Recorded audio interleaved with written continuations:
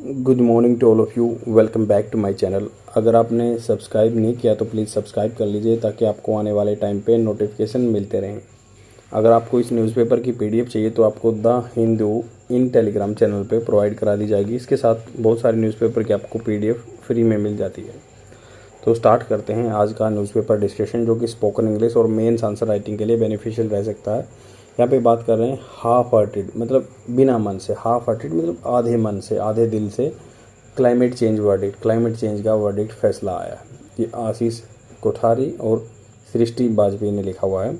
तो यहाँ पे जो एक रिसेंटली जजमेंट आया था गवर्नमेंट का, जो सुप्रीम कोर्ट का, देखो ये केस था Ranjit Singh and others Union of India.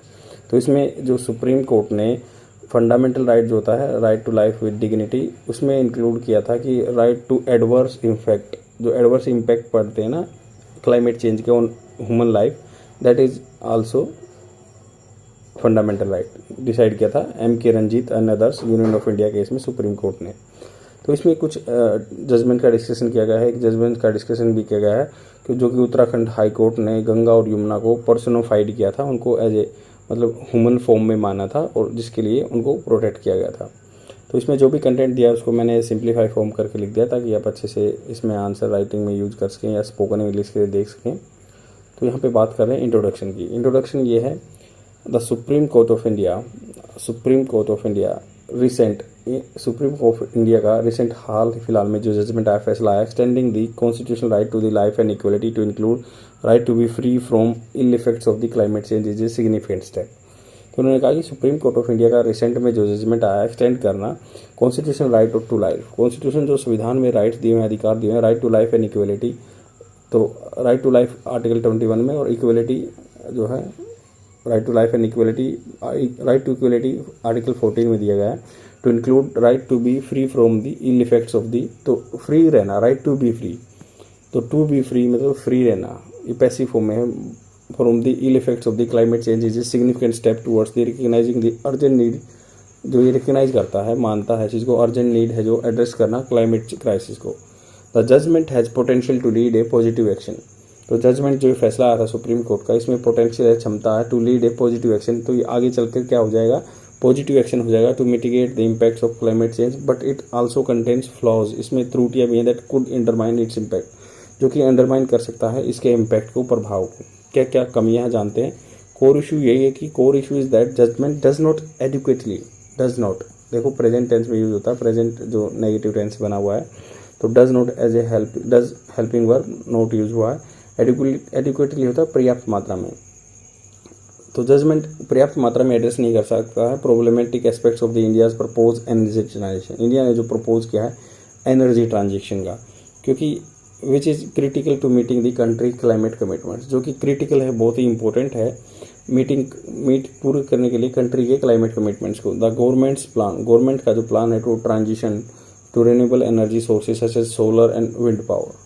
तो गवर्नमेंट का जो प्लान है ट्रांजिट करना है रिन्यूएबल एनर्जी को, सोर्सेज को, such as solar and wind power, is flawed, वो त्रुटि भरा हुआ है, because it includes large hydro power, इसमें इंक्लूड है hydro power and nuclear plants which have significant environmental and social impact, जिसके क्या है सिग्निफिकेंट इन्वायरमेंट पे भी और सोशल इम्पैक्ट भी पड़ते हैं। तो क्योंकि अब ये सोलर और विंड पावर है, अब पता आपको ग्रेट इंडियन बस्टर्ड राजस्थान में है, तो उसके लिए भी ये इम्पैक्ट डाल रहा था। तो ऐसे ही ये कह रहे हैं कि जो रिन्यूएबल एनर्जी सोर्सेज जैसे solar and wind power is flowed with त्रुटि है, because it includes large hydro power, इसमें हाइड्रो पावर, जो हाइड्रो क्या होता है पानी के जो हाइड्रो पावर प्रोजेक्ट हैं, एंड न्यूक्लियर प्लांट्स भी इंक्लूड हैं, विच have significant environmental and social impact. इससे क्या है, पानी के बड़े बड़े डैम बनाए हैं, ये हाइड्रो पावर के हैं या फिर न्यूक्लियर प्लांट्स हैं, जो इनके समाज में भी इम्पैक्ट डालते हैं या इन्वायरमेंटल पे भी इम्पैक्ट डालते हैं। एडिशनली इसके साथ the plan does not consider alternative less damaging ways of generating power. तो ये प्लान जो है डिस्कस नहीं कर रहा है जो कम डैमेज करने वाले, विनाश करने वाले रास्ते हैं जनरेटिंग पावर के लिए, such as decentralise renewable energy sources. Renewable energy sources हैं जैसे सोलर एंड विंड, उसको डिसेंट्रलाइज करते हैं। Does not address the issue of energy waste, energy waste का भी इशू को सोल्व नहीं करता है। लग्जरी कंजप्शन, आदमी ज़्यादा कंजप्ट करते हैं, उनको भी ये टोकता नहीं है। तो ये इशू है। अभी चलते हैं डाटा इसमें क्या दिया हुआ है, देखो जो डायरेक्ट एग्जाम में यूज हो सकता है कि इंडिया का क्लाइमेट कमिटमेंट क्या है, include achieving net zero by 2017। तो हमने 2070 तक net zero carbon emission net zero मतलब जितना भी कार्बन एमिशन होता है उसको एब्जॉर्ब कर ले जाए, कार्बन सिक्वेस्ट्रेशन हो जाए। या generating 500 gigawatt of power from non fossil fuel sources. तो नॉन फॉसिल फ्यूल सोर्सेज हैं जो रिन्यूएबल एनर्जी है, उससे क्या है 500 गीगावाट होना चाहिए। Increasing the share of renewable energy in energy mix by 50% by 2030। 2030 तक एनर्जी जो है रिन्यूएबल एनर्जी से 50% हमारी एनर्जी आनी चाहिए, और 500 gigawatt power non fossil fuel से आना चाहिए, रिन्यूएबल सोर्स ऑफ एनर्जी आना चाहिए। या फिर एनर्जी मिक्स है, जैसे एनर्जी जैसे जो अब हमारी इलेक्ट्रिसिटी प्रोड्यूस होती है उसमें 50% इसका हिस्सा होना चाहिए नॉन रिन्यूएबल एनर्जी का। ये डाटा कहाँ से आया? Ministry of environment, forest and climate change. अब government plan to transition renewable energy sources include large hydro power या nuclear plants including which have significant environmental and social impact.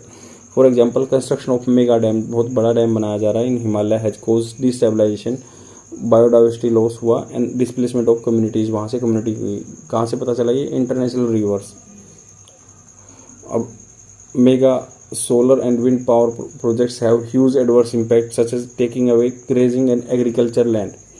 तो mega बहुत बड़े solar and wind power project हैं जो adverse impact डालते हैं, such as taking away grazing, जहाँ पे पशु चरते हैं वो एरिया ले जाते हैं, एग्रीकल्चर लैंड जहाँ पे खेती होती है वो। डिस्ट्रॉइंग वाइल्ड लाइफ को भी, जैसे ग्रेट इंडियन बस्टर्ड को डिस्टर्ब कर दिया, एंड डिस्प्लेसिंग कम्युनिटी, वहाँ से कम्युनिटीज़ को हटाना पड़ता है। फॉर एग्जाम्पल पावागाडा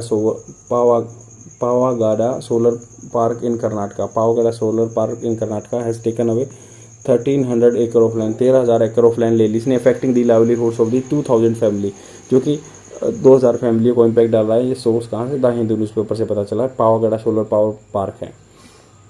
अब और क्या है? Decentralise renewable energy sources. Decentralise renewable energy sources rooftop solar rooftop. Decentralise का मतलब है कि सबके पास होने चाहिए, एक जगह पे केंद्रित नहीं होना चाहिए। जैसे सच कैसे सॉल्यूशन दिया गया है कि भाई रूफटॉप सोलर छतों पे सोलर प्लांट लगने चाहिए, have the potential to generate over 600 gigawatt of power but are not being adequately considered in the government plan. Government plan में इसको इंक्लूड नहीं किया गया है, नहीं तो 600 गीगावाट तो यहाँ से प्रोड्यूस हो जाएगी अगर मान लो घरों पे ये लग जाएँ। तो national institute of solar energy ने का डाटा है ये। अब आगे करते हैं energy waste and luxury consumption. Energy waste होती है ज़्यादा, या लग्जरी आदमी ज़्यादा मात्रा में कंजप्ट करते हैं, खर्च करते हैं। Significant issue in India with an estimate 20 to 30% of power generated being lost in transmission. तो ट्रांसमिट करते हैं जब वायर से, तो ये ट्रांसमिशन में 20 से 30% पावर कंजप्ट हो जाती है। डिस्ट्रीब्यूशन में ये सोर्स क्या है? सेंट्रल इलेक्ट्रिकल अथॉरिटी डाटा है, सेंट्रल इलेक्ट्रिकल अथॉरिटी से डाटा है कि 30% कंजप्शन खत्म हो जाता है। तो अब चलते हैं जो भी इसमें वे फॉरवर्ड क्या है, इस प्रॉब्लम का सॉल्यूशन क्या है? To address the core issue, ensure that judgement leads to positive action to mitigate the impacts of climate change and following steps should be taken. ऐसे स्टेप्स लेने चाहिए। री एग्जामिन, दोबारा से एग्जामिन करो गवर्नमेंट की energy transition plan. The plan should be revise होना चाहिए, दोहराना चाहिए, to exclude large hydro power and nuclear plants to prioritise decentralise renewable energy sources such as rooftop solar. तो ये सॉल्यूशन है कि भाई हाइड्रो पावर प्रोजेक्ट्स को, मेगा हाइड्रो पावर प्रोजेक्ट हैं उनको ख़त्म करो, जो कि वहाँ का इम्पैक्ट डालते हैं। जैसे हिमाचल का केस लिया, वैसे ही प्रायोरिटाइज करना चाहिए डिसेंट्रलाइज रिन्यूएबल एनर्जी, सबको सोलर रूफटॉप वगैरह लगाने चाहिए। कंडक्ट ए थोरो एग्जामिनेशन, दूसरा सॉल्यूशन क्या है कि कंडक्ट करो thorough environmental and social impact assessment. The government should conduct a thorough assessment of environmental and social impacts of the mega solar या wind project, ensure that they are not harming local community and ecosystem. जैसे पावागढ़ में कर्नाटका में हुआ कि वो देखते हैं कि सोशल इम्पैक्ट क्या डल रहा है, कम्युनिटी पे क्या डिस्प्लेसमेंट हो रहा नहीं हो रहा, तो उसी हिसाब से उस प्रोजेक्ट को लेके आना चाहिए। प्रमोट करना चाहिए decentralise renewable energy sources. The government should incentivise, प्रोत्साहन देना चाहिए to adoption decentralise renewable energy sources जैसे रूफटॉप सोलर, जैसे छतों पे सोलर प्लांट लग जाते हैं। Provide support to community and individual who want to transit to renewable energy, उनको थोड़ा सा सब्सिडी देनी चाहिए। जैसे इसी स्टेप में कुसुम योजना भी आती है, कृषक उत्थान महाअभियान योजना, इसमें क्या होता है कुल 50% ही खर्चा देना पड़ता है भी किसी किसान को। तो एड्रेस करना है एनर्जी वेस्ट। नेक्स्ट स्टेप क्या है? एड्रेस करना है एनर्जी वेस्ट, ज़्यादा जो खर्च हो रहा है एंड लग्जरी कंजप्शन को।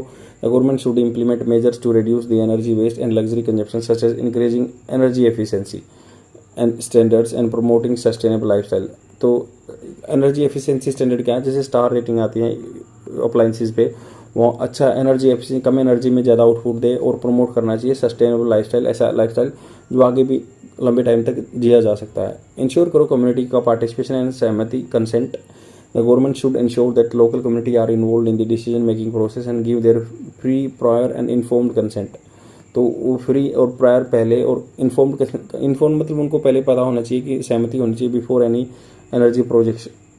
कोई भी एनर्जी प्रोजेक्ट लेते हैं तो उससे इम्प्लीमेंट करने से पहले स्टेप लेने हैं। By taking this steps India can ensure that it's energy transition is sustainable, equitable and just, that it meets the climate commitments while protecting the rights of the local community and environment को भी protect करके रखेगा। ये इस चीज़ का solution है। I hope आपको समझ में आया होगा। बहुत ही इंपॉर्टेंट आर्टिकल है और ये मोस्टली आपके न्यूज़पेपर में आता रहता है।